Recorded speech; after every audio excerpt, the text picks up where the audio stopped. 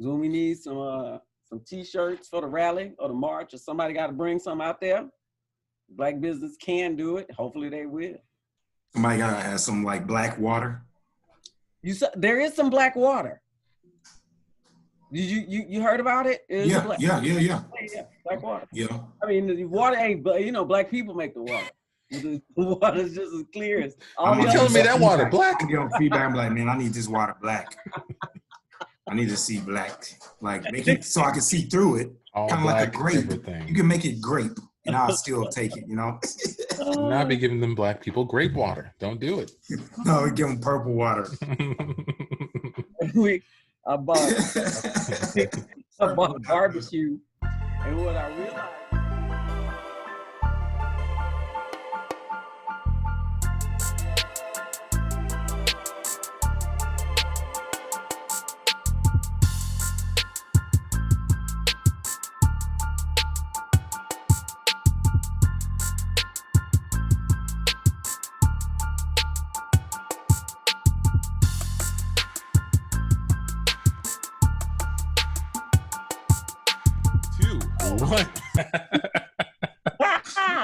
Welcome to the Can't Tell Us Nothing show, everybody. Yeah, the sounds. Oh, that was beautiful. It got muted by Zoom, but it sounded. I think it was beautiful. The sounds you're hearing there are the sounds of Can't Tell Us Nothing, an improv group out of Houston, Texas. The group is comprised of 4 delightful individuals, if I can count myself among that. One of them is Michi. Hey. Another one's John. Hey. And then the delightful Tandy. Yeah. And myself, Antoine. And what this show is, what is the Can't Tell Us Nothing show? The show, we take, what is it? We take discussions, we take opinions, we take topics, and we turn those into improv scenes right on the spot. We don't know what we're going to say. We don't know what we're going to do, but it's going to be a lot of fun. So tune in. And today we picked an interesting topic in the light of the times, in light of a lot of the movement going on. We wanted to discuss Black businesses because it's something that I think we're all looking to support more, but I know I'm looking to learn more about how best to support it. And I think this group is just a group to ask. So yeah, go ahead. What is some of the questions or obstacles that you think stop you from supporting Black business? One is I'm cheap and I'm lazy. So, so I need a deal and I need it to be convenient, right? You're like a bargain shopper. Bargain shopper, a value shopper. Yeah. But in light of the recent times, I think I should reprioritize things and educate myself more on this thing. So we can talk about local businesses. We could talk about businesses on the internet. But first, if someone is interested into learning more about how to support a Black business, where should they go? What should they do? Google. Yeah. Unfortunately, there's I forgot there's a website that I want to say. I hear some typing. I like it. There's search. Yeah, I had to look for. I think it's called Black. It was on trigger warning, but there was a website where a guy actually dedicated his website to getting more information about Black businesses, connecting people with Black businesses all over the country. If he verified your business and he's connected with you, he'll put it on there. But he wanted it to be similar to like how Airbnb uses their interface. Wherever you go somewhere, here's all of the other Black experience that you can go to. Here's your gyms, your barbers, your food, and all that. I thought it was Black Ask, but it didn't come up. I have to look at it, but I think you can just start by saying Google Black businesses, or if it's like a restaurant, you can say, hey, let me check a Black restaurant near me on Google. Boom, it'll pop up and you'll have a bunch of selections to search from. If you don't have any to search from, then you should take some money out of your bank account and go invest in a Black person who wants to do that business. And No, you don't support this, Sandy? Wait a minute. why not? Yeah. No. I'm just saying, ultimately, yeah. But I mean, when I think of supporting a Black business, I think of it being a need-based thing. Like, oh, I need a plumber. I want to look for a Black plumber. Or, oh, I need a this, right? I'm not just saying, oh, it's Saturday, let me just wake up and just go and support a Black business. It's like, what's my need? And then I look for a Black business that may do that thing. And, you know, and that, to me, that's just the internet. This ain't 1970 where you got to get a phone book and, you know, where's the Black pages and all, and you got to thumb through it. Y'all got phones? You can find anything else. You mean to tell me you want to go to a Black gym, you can't just type in gym owned by African-American or Black gym or something, you know what I mean? And find that. And somebody saying something about it. It's way too connected now to say, oh, I can't find a Black business or what. Hey, come on, man, you can find that. Internet is vast. It don't stop. So that's and thank you for coming to my TED Talk. I agree. But yeah, but usually it's a need-based. Well, I mean, that's how I see it. It's like a need-based thing. It's, you know, I need this thing, and I'm gonna look for a Black business that does that. Would you let's say it's a Black plumber, would you hire a Black plumber with little to no reviews or maybe middling reviews over another plumber with a bunch of high reviews? I think you have to give her context too. If it's like a small issue where she can, you know, take a risk it. Yeah. Right. But if we're talking about a very intense problem that you're having with your plumbing, now, go ahead. I want to hear the answer.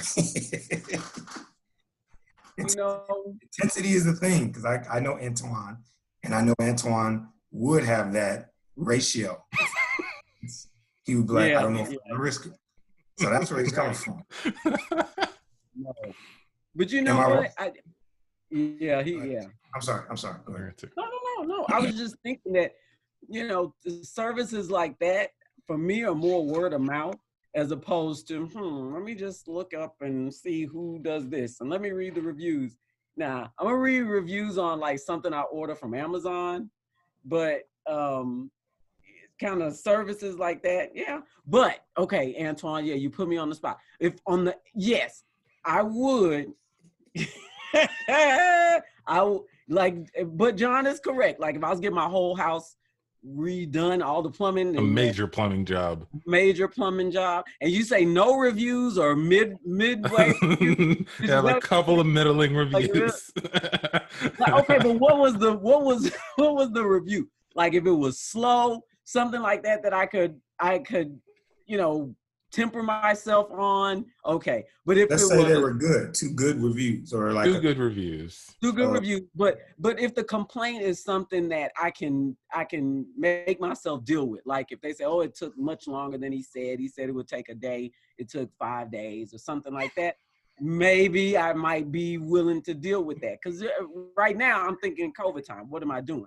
But if it was something like, you know, I paid him $2,000 and my sink is still dripping and now I have a leak in the whatever, then probably not that. I can't. He's a bad plumber. I can't. If it's coming up to cause more problems, then no. Right? Exactly. We cut to a house as night is approaching. Ma'am. I was so I'm still working on the tub, right? Still working on the tub. Things have gotten a little bit more severe. Now I know it's late. Yeah, it's coming out of this bathroom. We're having a bit of it. It's 9:30. You've been here since 7 a.m.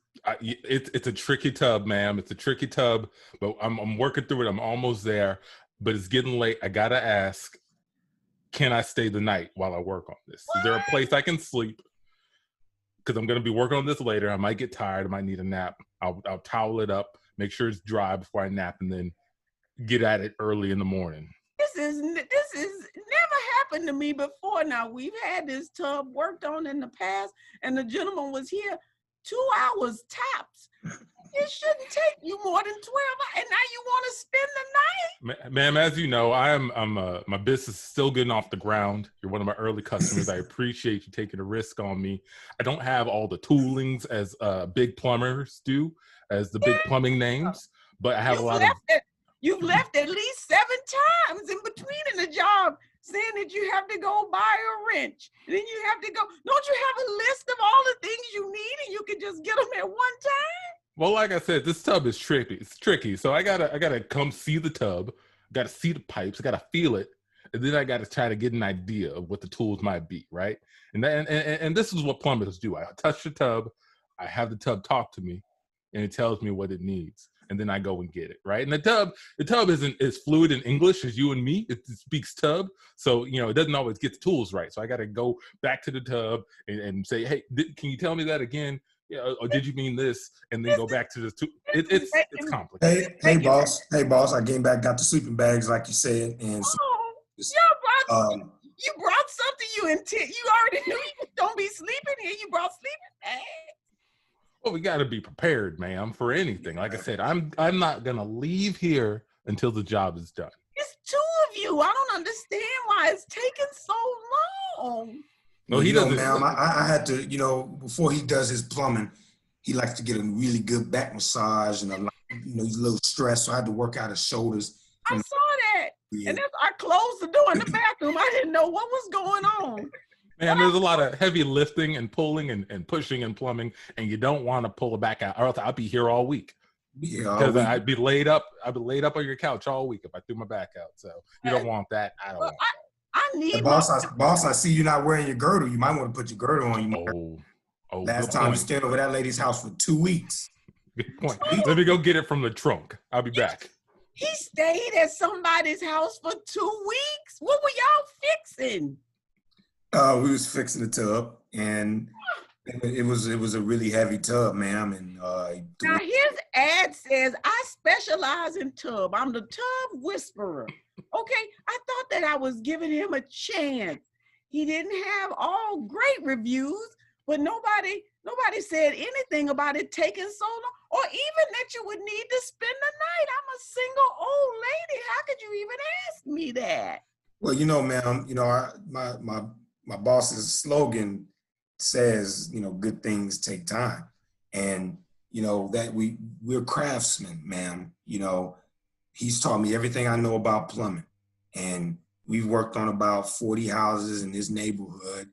And I'm telling you, I've never seen anybody work a tub as great as him, Ma'am, is this meatloaf up for grabs? Because it's a bit... I haven't had dinner yet, and I was wondering. That's my Meals on Wheels. Now, boss, if you eat that meatloaf, you're gonna get heartburn, and you stayed over that one lady's house for 3 days after you ate that meatloaf over her house. Knock, knock. Hello. Hello. Hi, is my dad here? The tub whisperer? Yeah. Come on in. Come on in. What is Hey, Dad. reunion? That's my son. Yeah. Where's it? Now, what are you doing here? Yeah. Well, Mom had to go to work, so she dropped me off with you. Do you mind if my son stays here? Do you have maybe like an iPad or something you can give him? He'll be no trouble whatsoever. No trouble at all. Boss, we got to go back to Home Depot. We got to get another sleeping bag. But, all right. Okay. Can you watch him while we go to Home Depot? You want me to watch him? And sing.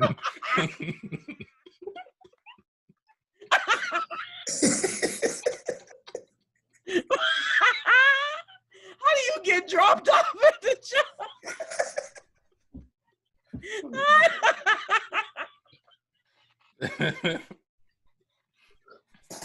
My poor baby.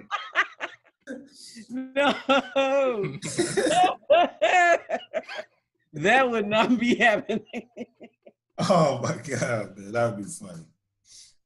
Yeah, when do you just say that's okay? How much do I owe you? Yeah, how much do I owe Thank you? you. That's fine. Water's still falling out of the bathroom. That's okay. Okay. You sure it's gonna ruin your flooring? I'm good. You guys got it. I'll take it from I here. got to get the fuck out of my house. I'll just file insurance claim. Fuck the house. Yeah, that's crazy. That's crazy. Yeah, so no, that wouldn't work for me. I don't care who business. Man, that's a big ass. you would be revoking your black dollars from the tub whisperer. But let's say that the elephant in the room, when people think about black businesses, who's the second thing they think about, or one of the second things they think about, one of the second, that doesn't make sense, is customer service. And I disagree that customer service is why black businesses aren't around, but I do think customer service has stifled, the even harder, to get launched black business. So I'm actually not super familiar with, like, can you tell me a little bit more about what you mean by customer service stifling black business? Touch it, John. Touch it. Touch it. Oh, well, of course. There is let's call it a myth. The myth is that black businesses have poor customer service. Poor customer service example could be you walk in a restaurant and nobody speaks to you, or they take your money, but they take it without giving you any type of hospitality or making you feel welcome. Now, with that being said, I felt that in both white and black and almost any race I've ever been in business. So it's not, my argument is I've probably felt more uncomfortable with customer service out of those than I had black. I think it's a human thing, but black businesses get that stigma. Like case in point, I'm not gonna throw my wife on the bus, and well, I'm gonna throw her on the bus because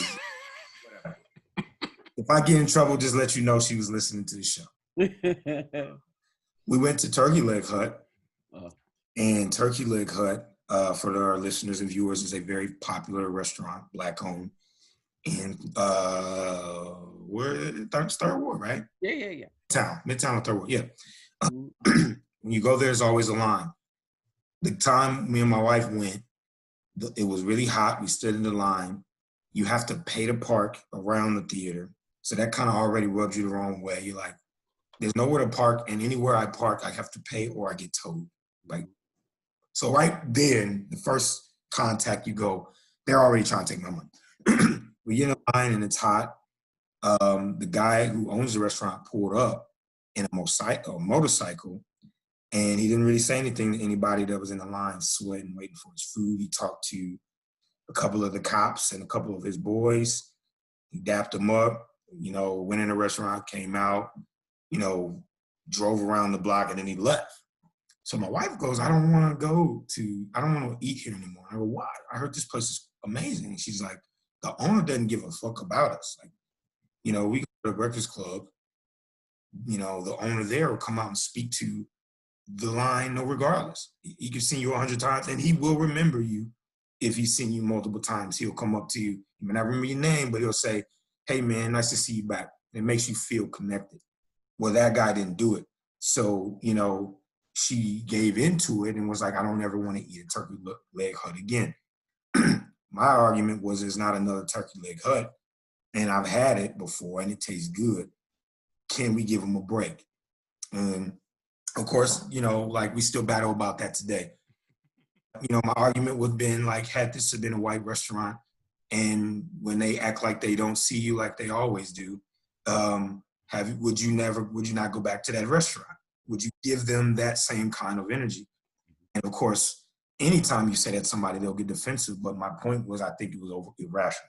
So that's what I mean by customer service. They do one thing wrong, or they don't make friendly or warm or welcoming or whatever, and they get a lot of bad rap for not doing it. Yeah. No, yeah, I think sometimes we I think it's I don't know sometimes I think the expectation is a little bit higher than in other places where it's really immaterial whether or not a person comes out and greets you. It's nice when it happens and you remember it and you're like, oh, that's great. but it doesn't happen all the time, and you still go places. So I think sometimes the the expectation is a little bit higher. It's almost, like you're waiting for something to be wrong and then say, see there, I knew I should not have. And that's really something that you have to, I think it's something that you have to battle with. I had an experience where, it's going to be a line. So you make a commitment. You say, okay, I know is this many people trying to come. They probably don't have whatever. I'm going to support, and I'm just going to put all my other stuff aside. Customer service and that expectation is a very American thing. I haven't traveled all over the world, but everybody all over the world and bend over backwards in that nice cheesy, hi, how you doing? That's an American thing. So, cause I've been to place, I remember going to Nigeria, and this lady, we were shopping in the store, spending money. This woman never made eye contact with me, was looking at something the whole time, how much I owed or whatever. And that was my first experience going somewhere and like, wow, people don't, there's no like smile. There's no that. That's a very American thing, but it doesn't stop you from doing business. It doesn't stop you from, I guess doing what what you set out to do. And for me, supporting a Black business, especially a restaurant, is really intentional. It's an intentional act. It's not a, remember that time I was talking about that barbecue restaurant and I stood in line forever. I was like 2 hours. I had to be somewhere in 2 hours. And I was like, there's no way it's going to take this long. I'll be there. Or maybe like an hour and a half. I waited forever for that meat. And I was so mad. And I was like, I'm never coming back in here. Because I ordered my food, waited forever. And then I was like, I'm getting back in line. If they don't call my number before they get me back up to the front, I'm getting my money back and I'm out of here. And they called my number. I was like the second person right before they called. Now, give me my food. And I walked out to the car and I tasted that brisket. And I was like, I'm going back. That brisket was so good. It was worth all the pain. Nobody was making brisket like that. I was like, you got me. Of course. The product is so fantastic that I'm just going to endure what you put me through to get it. Or at least say, it's going to take me this much time. It's going to take me this much to do this thing. It's like the drug dealer mindset. The product is so good, you ain't got to market it. You ain't got to do customer service. You can disrespect them. They're going to buy it. You know what I'm saying? And to a degree, they're right? Yeah. And like you said, in America, customer service was born out of competition. America is flooded with businesses that, fail all the time. And there's so much money around fueling them that you have, and I don't like that either. I don't even like it in the corporate space. But yeah, they have to, pick this square and not say anything that could remotely turn you off, because there's 100 million other restaurants you can go to or businesses. We cut to a line of people standing in the hot sun. Oh, they're trying to break me today. Okay. No, I'm not. They're not getting me, though. I'm staying in line. I plan my whole day around it. I'm going to stay here. Ooh, it's hot, though. It is hot. No, it's so hot. But stay strong, though. It's really important what you're doing. All right? You made a plan, and you're going to execute. Don't break this promise to yourself, man. I'm about to tell you, it's tough seeing the business owner roll around pouring ice water on himself the whole time. I know. He's walking up and down the line pouring ice water on himself. It's insulting. It's like it's taunting us, but that's okay. He needs our help. All right, we got to be here for him. He doesn't. You wouldn't be able to afford that ice water to pour on himself if it wasn't for us and the sacrifice we making right here. This is important. Staying strong, brother. Yeah, I mean, I gotta admit, sometimes when I'm staying here, it's like, is the food really that good? Is it worth all this? But then I eat it, and I'm like, yeah, it is. Yeah, it was. At least it was last week. Look, you didn't have to cook it.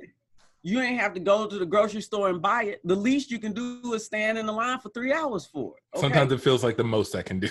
Sometimes it feels like it's all I can do. I'm done after this. I'm done for the day. I got to sleep. I know. I was supposed to be at work yesterday, but I knew that I was gonna be in line here today. So I took off work. I called in because I was like, I got to get myself ready for this line. You You can't just come out here willy-nilly. You got to make sure you're rested. Got to make sure you hydrated. I had to like do some leg lifts, make sure my calf muscles were good. I had to go and buy some good compression hose to keep my vascular system going while we just standing here. Yeah, you are kitted up. Yeah, you you're the that, most right? prepared line waiter I've ever seen, and I respect that. You see how I have sewn a stool onto the back of my pants? So all I got to do is just squat and sit. I ain't even have to bring it. I just sewed it. Well, it folds. It's collapsible. Otherwise, it'd be hard to drive here. But I am ready. I am so ready.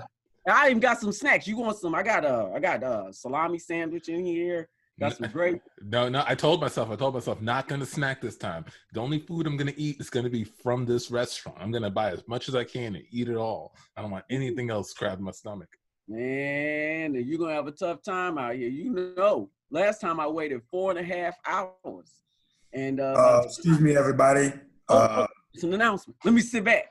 Everybody who's here at Winging Out is I have an announcement.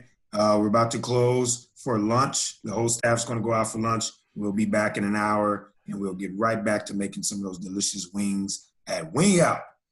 Splash! Whoa, that felt good.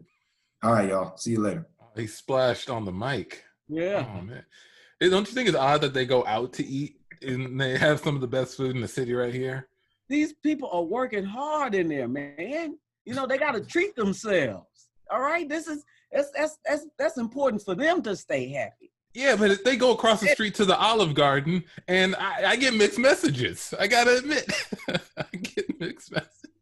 Man, me and you, we could just go to Olive Garden anytime. That's You're nothing, right? You're this right. is a commitment. This is special. This is special. You know this food is good here. You know it is. But I brought I got my laptop. I'm probably gonna link in to work and recheck some emails here. All right, you know they charge for the Wi-Fi here. Oh yeah. Oh, they do. Yeah, I gladly pay it. It's about support. It is about support.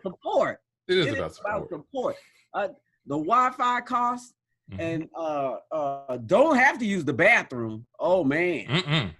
No, I got a diaper myself because I figured out $5 to go to the bathroom while I'm standing in this line. Man. So you went full on diaper.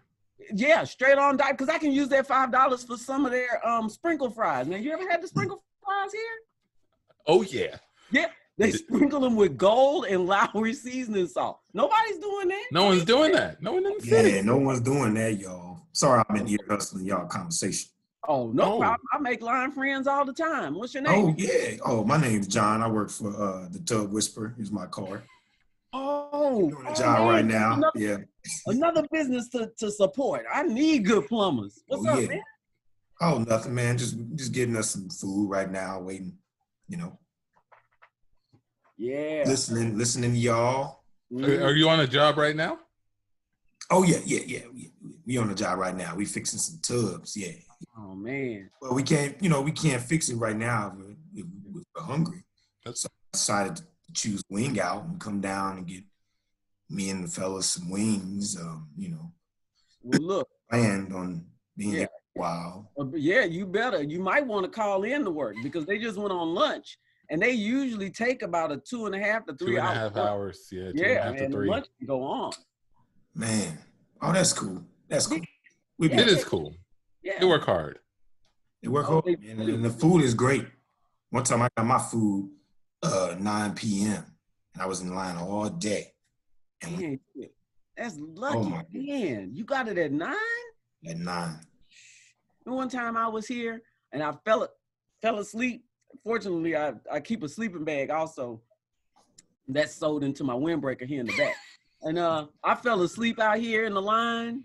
It was like 1:30, man. I felt somebody kicking me. I was like, whoa, what's that? And they were like, order 37. I was like, that's me.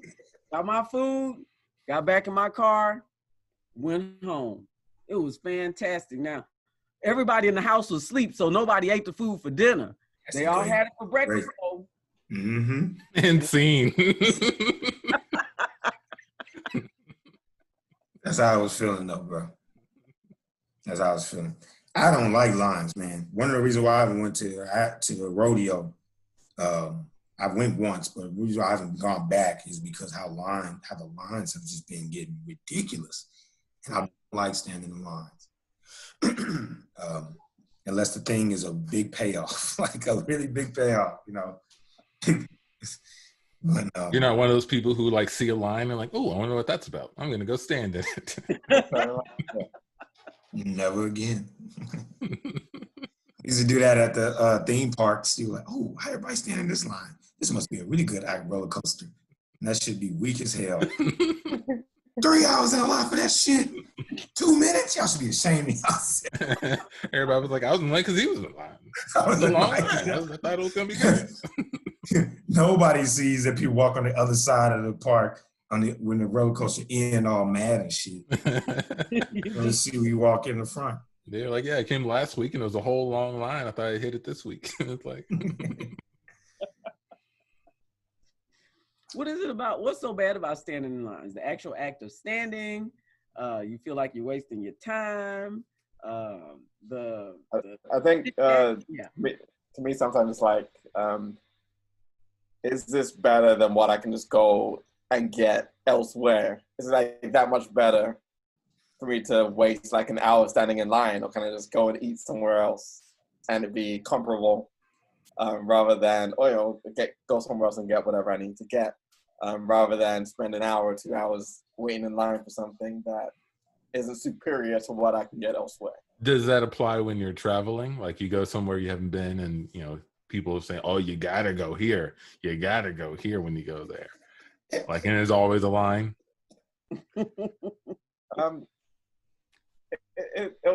I guess it kind of depends.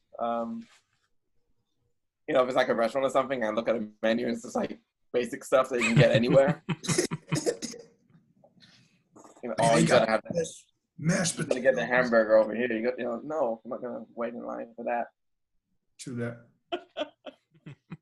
Why do people have? What are we in a rush about? What? We're gonna die. Someday you're gonna die. You're Yeah. dying waiting in the line. Nobody wants to die waiting in the line. If you think of a line as like the let's say the flight to a destination, right?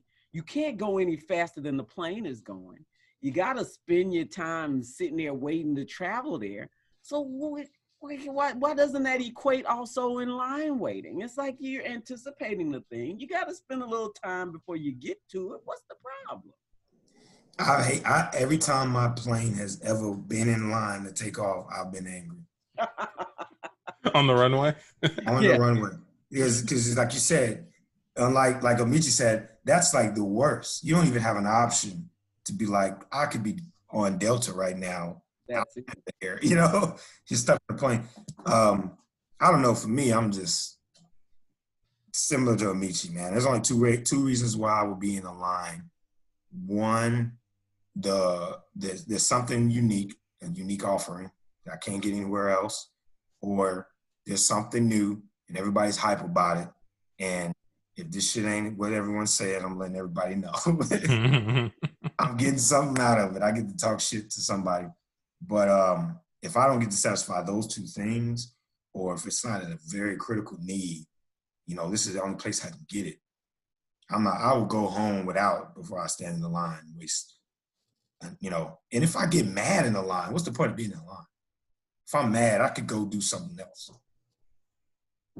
I get mad waiting in a line in a place that normally doesn't have a line. That's when I lose it. Like a gas station. Yeah, right. You know, normally you can just get. But if it's like all the way out into the street, I'm like, no, I'm not waiting.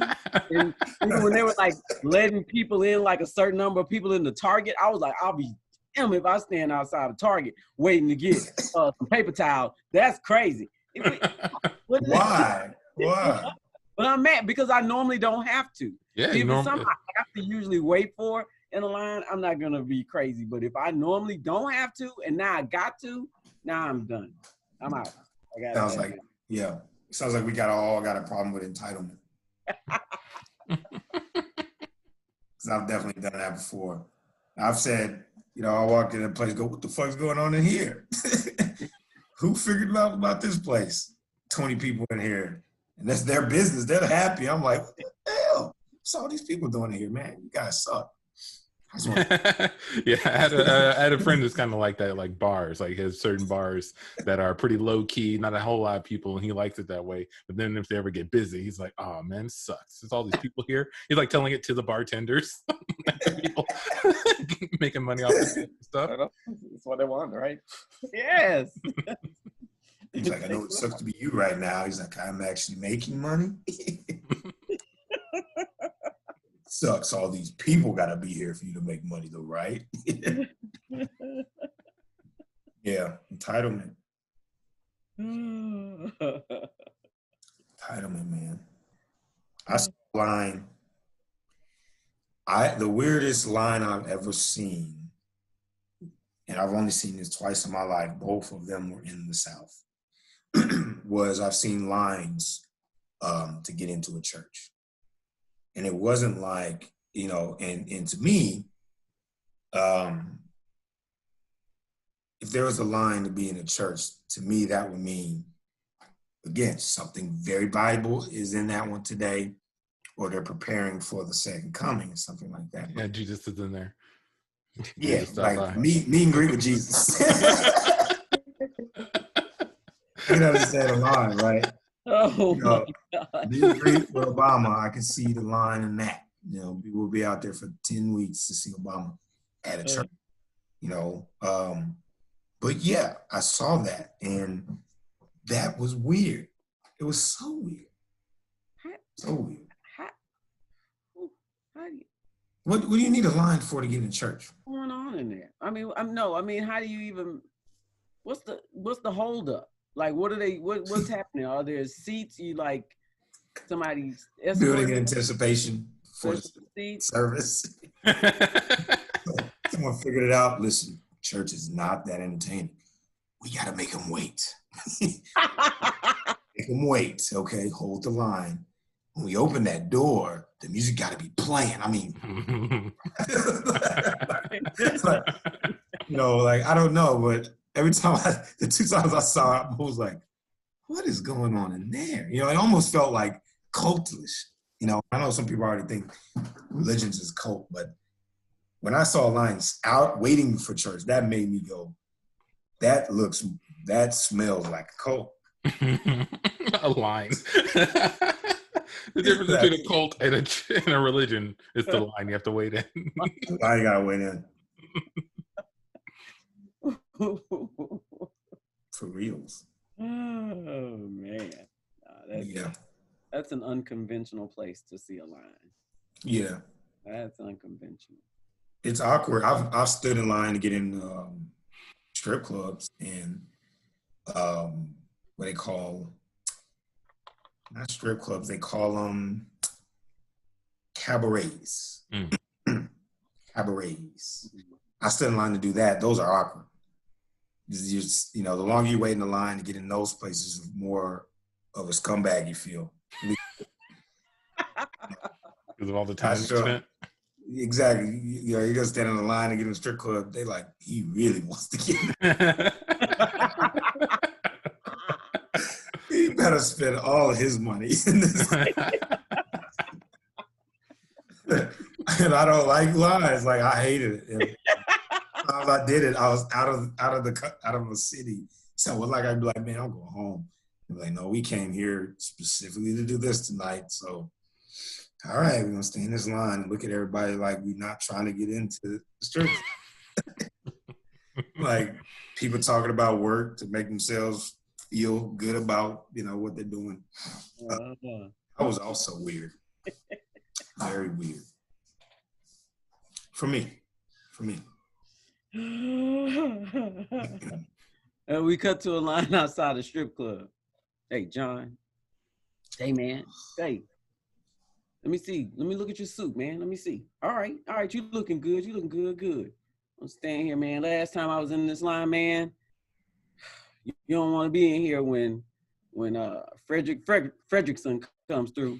Man, he just capping on people, talking about their clothes, flashing money, It's Yeah, already yeah. there. We out here waiting, and then he makes us feel worse. You know, Yeah. it's not a You know, good. I went to high school with Fred Frederickson. Yeah, You know, he used to do that in high school.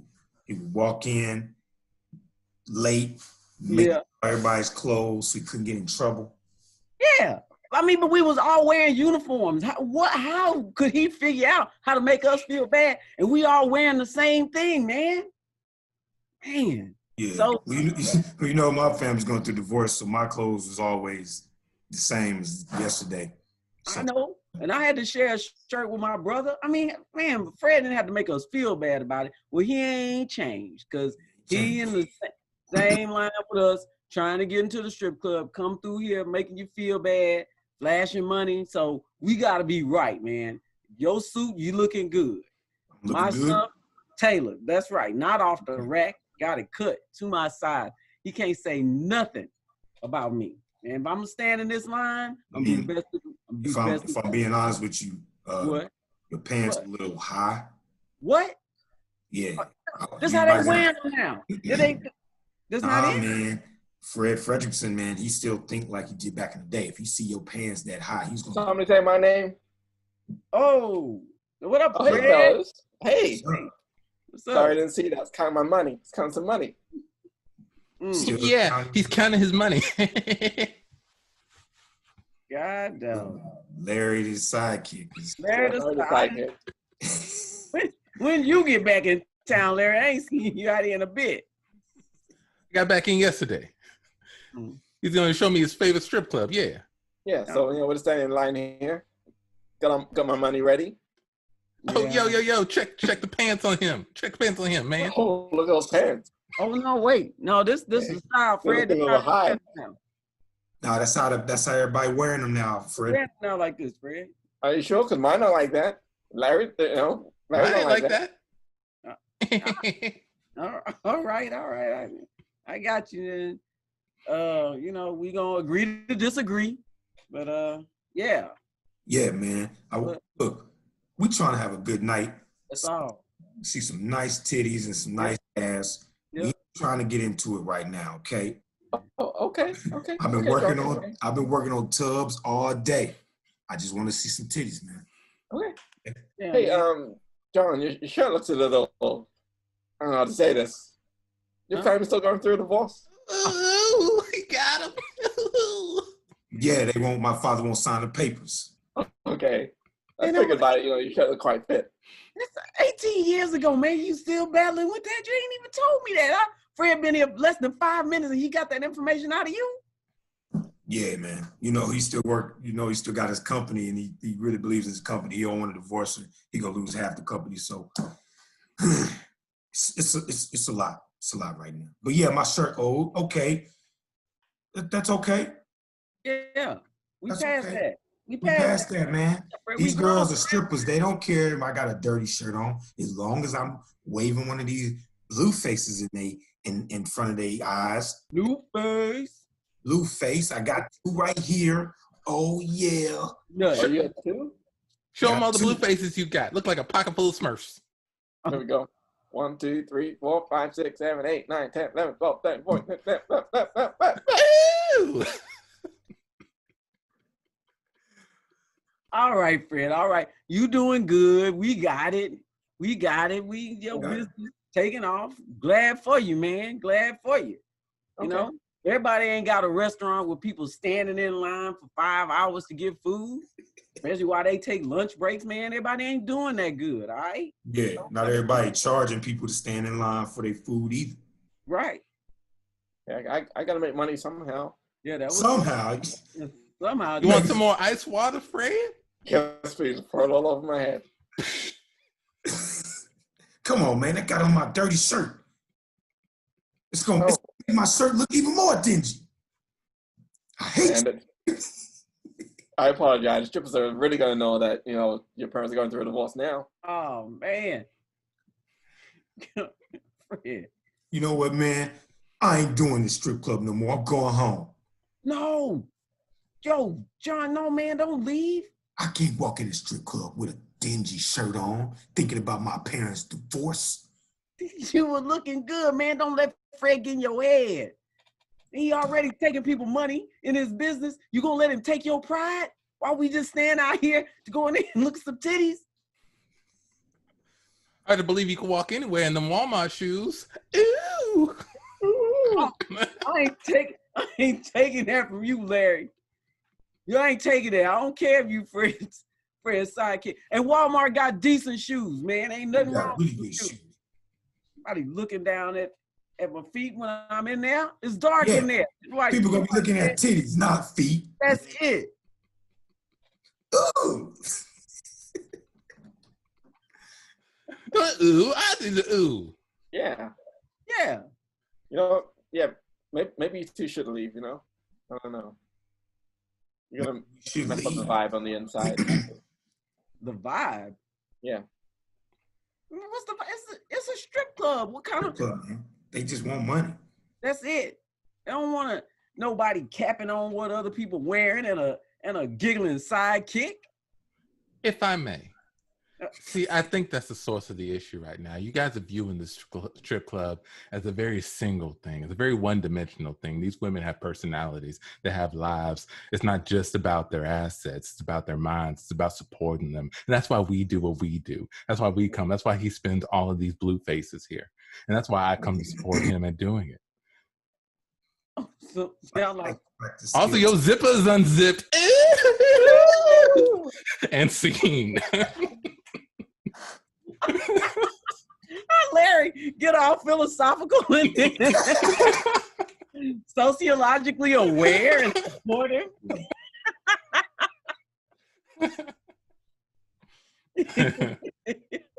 And I guarantee there's somewhere in the universe there was people in the strip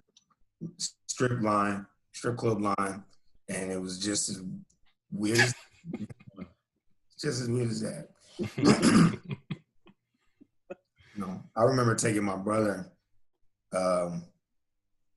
His wife's not supposed to know the story, but they ain't watched the video either. So if I get in trouble again, you know they watched the video. They watched the video. Well, in his bachelor party, you know, they came to Houston, and I took them to I forgot the street. It's not Westheimer, it's something else, but we're all the strip clubs. My goal was we were going to start at the earlier part of the street, and as the night goes longer, we'll get further down the road where things get a little bit more ratchet. I got past Treasures. When we get into Treasures, which is the first place we went, there, you know, we told the ladies, we're like, hey, my younger brother's bachelor party, we didn't want to have a good time. So they, you know, brought out the stripper, and we could tell she was probably one of their, you know, private label strippers, you know. Cause she like came out of the back room with like a bunch of white dudes with suits that looked like oil guys, you know, flush in the face and all that. They definitely wasn't like, you know, whatever. Well, she goes, oh, okay, I'll take him in the back, you know, for his bachelor party. And I took out like all this money because I'm thinking we're gonna probably spend a shit ton of money. When she told us her price, and the price was like $80. And I was like, that wasn't like, I was expecting it to be way higher than that to give him this experience. So, you know, all the guys were like, oh yeah, of course, $80, sure, take 100, right?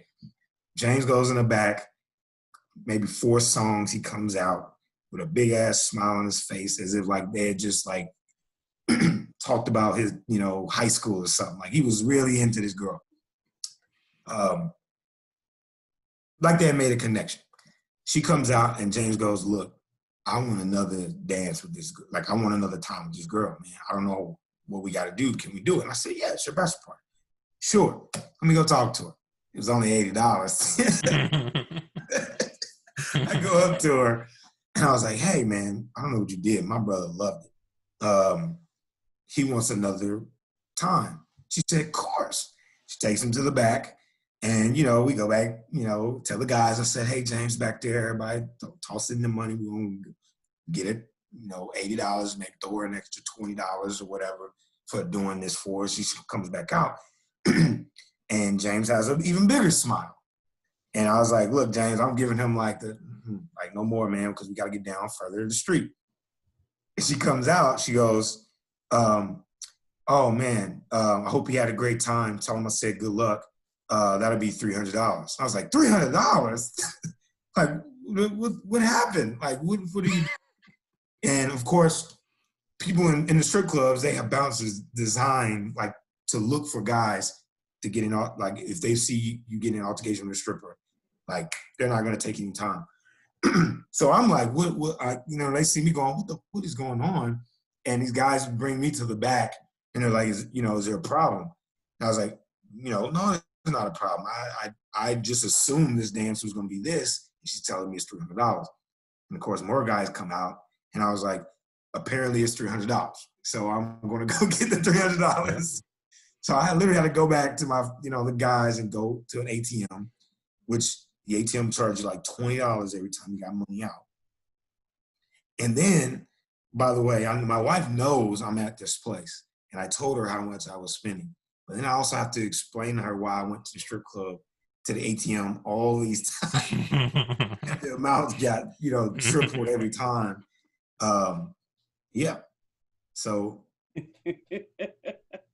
there's a throwaway strip club story. Did you make it to the other ones? No. Nope.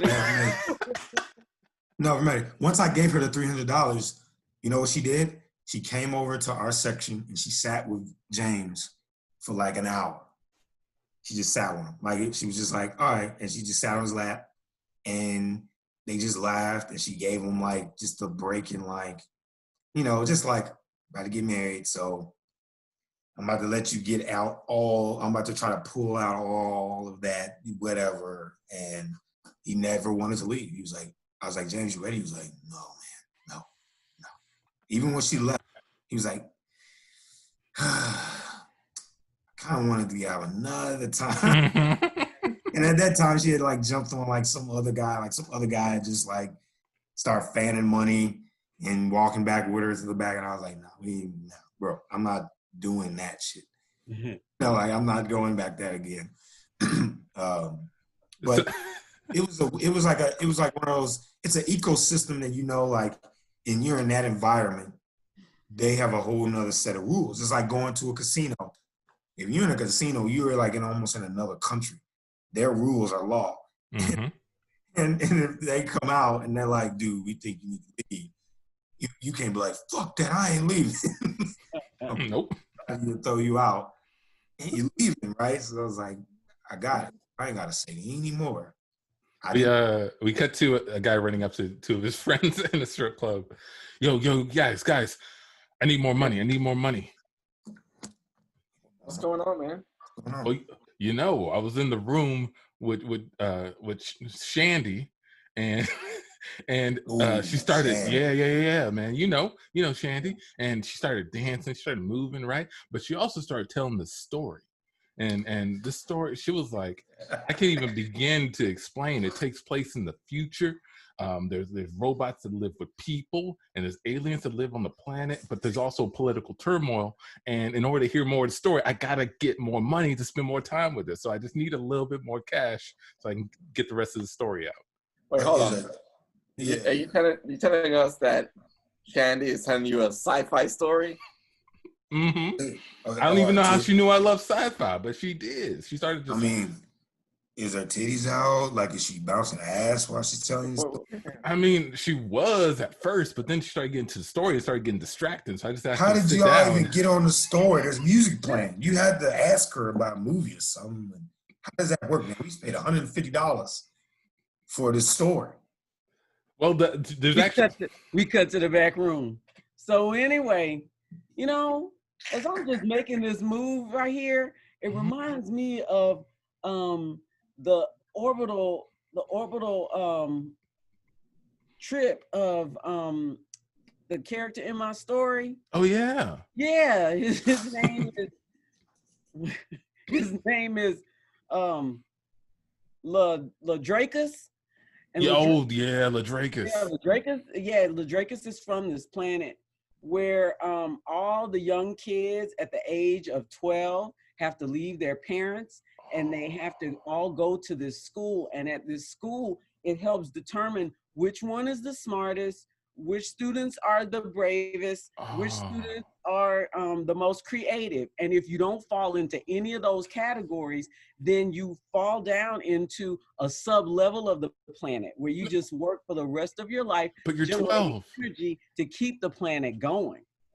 And so Ladrakis is one of those. He made him. Back to the guys. Is she pitching you her Netflix scripts or something, man? That's what it sounds like. Look, I don't know. She said it reminded her, the moves reminded her of the story with Ladrakis. Apparently it's a planet full of 12-year-olds that are powering this planet, but there's going to be an uprising. I got to get back in there to find out how it's going to end. Well, we're giving you $300 already. Yeah. Well, I need a little bit more Money. because, you know, there's a bit of licensing for telling this story. Like, she can't just be, you know, sharing the contents of it freely. You do have to pay to hear it. So I just need a little bit more, and then I can go back in there, man. It's all good. It's my bachelor party. Okay, it's your bachelor. Yeah. We will rally the guys to get it. We were going to get you a Lamborghini and test drive that, but you want to stay here. Oh, no, this is way better. This is way better.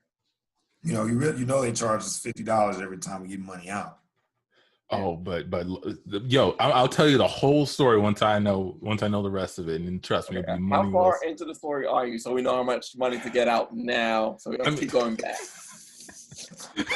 Halfway, what? Well, we've established a couple of the core characters. Relationships are still being set. It's still some time. First act? It's first act. Yeah, it's going to be the first act right now. $300 for the first act.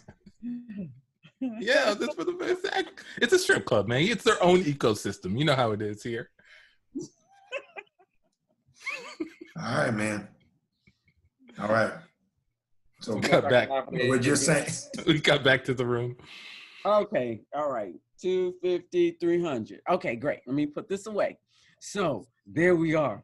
Ladrakis and Felonia are finally meeting at the zenith of planet Dertron, and Ladrakis says, Felonia, I thought that you were going to use your creativity to save this relationship and we would be together. And she said, I'm so sorry, but I've learned through my creativity that there's no way our lug nuts can like combine, because then if we do, it's going to make you disappear, and then I'm going to disappear, and then neither one of us will be able to save the planet. This is like an allegory for my relationship right now.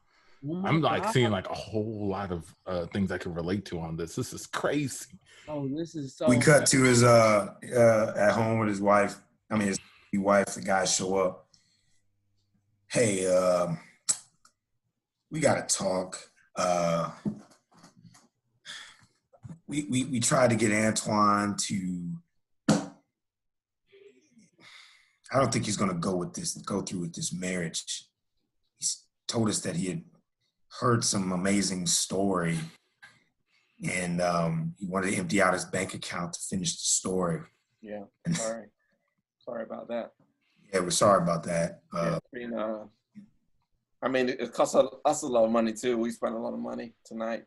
Yeah, we were up like 5,000, and it was just like the second act of the story. Yeah. So I can't imagine how much more, or if was it a 5-act story? I don't know. Even though I don't know, it could have been, man. We just wanted to let you know. Where is he now? Is he still there? You left him there? No, he told us they were catching a flight to LA to go pitch Netflix. I guess. He left me for someone who doesn't even have a signed deal. She's just making a pitch and he's going with her. Just then a plumber comes out of the restroom. Hey, I'm going to need some more time in here. I was wondering if you had a place to stay and if that stew in the fridge was up for grabs. I don't care. Yeah, it doesn't matter. He's not coming back. You can stay here. You can eat. Dad, I didn't know you were working tonight. Oh, hey, son. Is this your son? Your son is friends with my fiance? Yeah, I guess so. I haven't seen you in a while. I know. How's it going? I've been on jobs for years. I'm sorry I haven't been home. I've been just job after job after job. We should catch up. Hey, can I stay tonight? Is that okay? Doesn't matter. Okay. Yeah, we could tell you a little bit more about the details of what happened tonight if you want. That's good, but I got to get to sleep early. I'm going to be waking up and go to that wing shop in the morning. Oh, yeah. Yeah. Well, I hope you have some money because they charge you for standing in line. I think it's $5 an hour or something. Oh, which reminds me, can I get payment up front on this job? Just and scene. And that is the Can't Tell Us Nothing show, everybody. Always get payment up front. Thank you for listening. And tune in again. You can find us in all your favorite places: Facebook, Twitter, Instagram, YouTube, CTUNImprov, those places, CTUNimprov. And let's all reflect on what we learned on this episode. I learned that you need to take a chance if the risk allows on a business, like a Black business. What did you learn, Amici? I learned the same thing. Take my No, I'm not just like taking it. I'm like, affirming it, like, giving it a second vote. Let's give them more chances. Made it a legitimate idea. Sidekick Amici. John, what did you learn on this episode? I learned that everybody can do probably a little bit more to research, educate, and try to give a legitimate offering to a Black business that has a great value for their service and may not have the exposure due to, powers that be. So, I know I could definitely do a lot more.